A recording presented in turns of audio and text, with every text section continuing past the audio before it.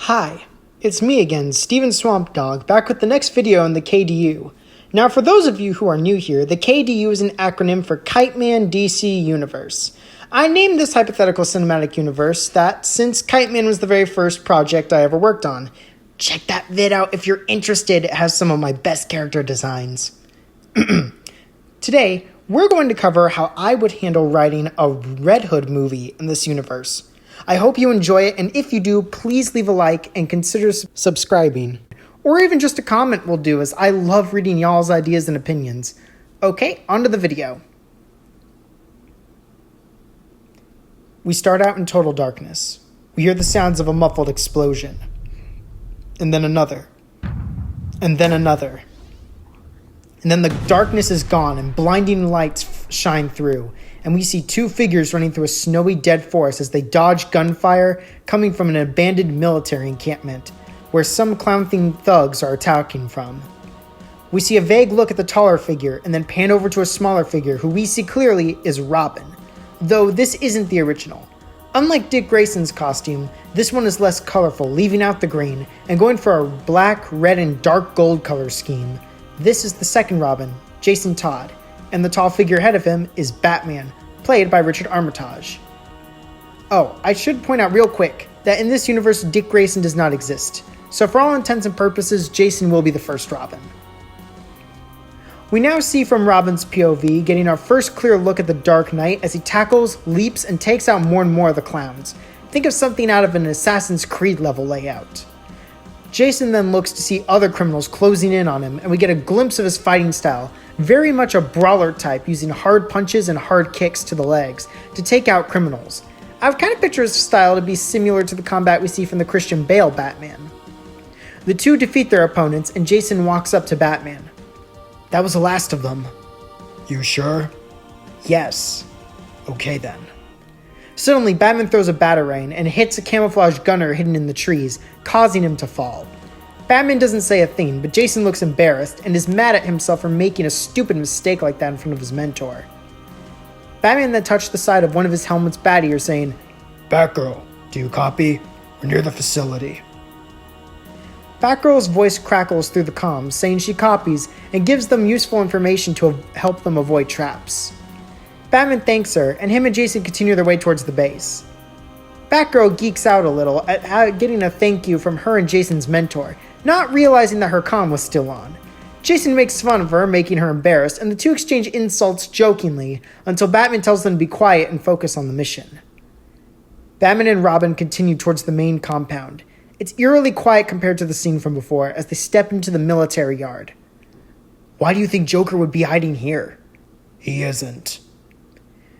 Jason looks at Batman in question, and the Dark Knight gestures to a bunch of dead men who look out of place in this encampment. They wear foreign-looking armor and black ninja masks. Jason concludes that means Ra's al Ghul and the League of Shadows are involved. Batman explains that this is one of their compounds, which means Joker wants something from it. They see yellow and green spray paint lettering lining one of the doors in sloppy writing, Funcility, enter here. The two are about to head in further when both suddenly feel danger and dodge a huge piece of shrapnel just in time. Well, I guess the clone was right. You show up with perfect timing, Cape Crusader. Batman growls. Bane. Jason asks who Bane is. Batgirl quickly catches him up on the terrorist's history using Batman's Batcomputer villain profiles. Bane is a terrorist that Batman has rarely met in battle whenever he's tried to attack in Gotham. Batman tries to caution Robin about Bane's strength, but the acrobat pays no heed and leaps forward to attack the strong supervillain. He's immediately caught by Bane's fist, and he throws the boy Wonder across the room. Batman is horrified when he hears Robin scream in pain and fall unconscious. Batman immediately attacks Bane, who's played by a stunt actor, but the voice would be provided by Javier Bardem. Kinda like Darth Vader with David Prowse and James Earl Jones. Rest in peace, James Earl Jones. And the two struggle as Batman attempts to dodge the titan of a villain. Jason slowly regains his bearings, and we hear a laugh echo from one of the dark hallways. He looks and sees the familiar silhouette of a clown with green hair in the shadows. Jason growls, Joker. Joker sees Robin and gestures with his hands. Come and get me. Batman is struggling against Bane, and out of the corner of his eye, he sees Robin running after Joker. He tried to stop Robin, but Bane gets in his way, and he collapses part of the ceiling with a single punch, blocking Batman off in the hallway. Looks like your boy is on his own. Batman glares and charges Bane. We cut to Jason running down the hallways of the compound, and we see a laboratory. Everything is dark, and different chemical equipment is glowing a light neon green, flowing from various tubes into a hole in the ground. Jason looks, and he sees a huge device similar to an oil refining machine. The League of Shadows were mining Lazarus Pit extract. After Robin realizes this, he sees something else as well, but we don't know what it is. Oh my god. We zoom out, and like a horror movie, we see Joker's figure behind him, and we hear a sickening crack as the clown slams a crowbar down on the sidekick. Oh, that looks pretty bad, Boy Blunder. Wonder what you think will cure this illness, Doctor. What's that? Fight fire with fire?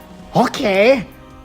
He hits Robin again and again with the crowbar, and while he does this, he asks, Now tell me, which hurts more? A, whack, or B, whack? He smirks down at him and says, Here, Doctor, let's see what the patient has to say. On a scale of 1 to 10, how would you like to rate your pain?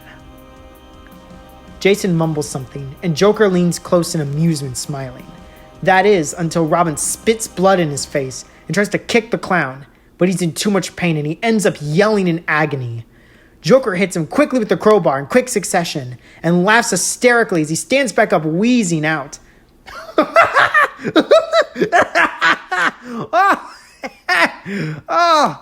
I'll give you credit, Brat. You got moxie. He then proceeds to dangle Robin over the edge of an acid vat and grin, saying, But a joke is only funny for so long before it gets annoying. And we both know you've always been Batman's joke. He's about to drop Robin when the boy chuckles darkly. Joker raises an eyebrow as the injured boy says, Yeah, well, here's one last joke for you, clown. How did you say you cure an illness? He tilts his chin towards the machine, where Joker and him had just fought. Joker's eyes widen and he sees that Jason has triggered a meltdown self-destruct sequence. You fight fire with fire. We cut to Bane being hit across the room as we see both he and Batman are bleeding and their uniforms are heavily damaged. Bane grins under his mask as he makes his getaway, knowing that Batman will go after Robin. Batman runs down the hallway and quickly contacts Batgirl. Batgirl, I need you to check any and all security footage in the compound. Jason ran off after Joker. He's not ready. Cut to black as we hear Batman's voice echoing, Jason! And then nothing. We fade in on a sunrise over what's left of the compound. Rubble and bricks scattered everywhere, and smoke still drifting over the wreckage. We see Batman, ragged and wounded, but still standing as he searches through the wreckage. We can tell he's been at this for hours by the way some of the rubble has been slowly dug through. And then we cut to Batman's face. We can tell he's found Jason. Batgirl, he says, his voice broken. We cut to Barbara in the Batcave, looking horrified, putting a hand to her mouth, distraught. I found him. He cradles Robin's body in his arms, hugging him close. And then we hear a weak chuckle. The Joker tries to crawl out of the wreckage, but he's pinned under what's left of a stone wall, purple suit torn and laughing weakly. Batman softly puts Robin's body down and slowly walks over to Joker, heavy footfalls echoing in the dead battleground. He steps on top of the wall, pinning Joker, and the murderous clown just smiles up at him. Then we cut to black. Roll opening credits, Red Hood. We cut to Gotham City as the credits roll. We get a visual artsy kind of montage where we see bleeding ink colors of a shadowy Batman fighting multitudes of villains through the city. The backgrounds are gray and white, while Batman himself is completely black. And as we see each fight go on, a piece is torn away from Batman's armor, leaving a trace of red on Batman. A bat drone is flying, being controlled by a younger Barbara, illuminated by a dark blue hue. She is in the Batcave controlling the drone to aid Batman until it gets shot down by one of the gangsters. A gold-colored clawed glove appears out of the shadows, pulling the destroyed drone into the shadow. We see a silhouetted Batman fight other shadows of villains like Penguin, Killer Croc, and Two-Face until Batman's mask is ripped, leaving a completely red blob that forms into Red Hood's helmet. End opening credits.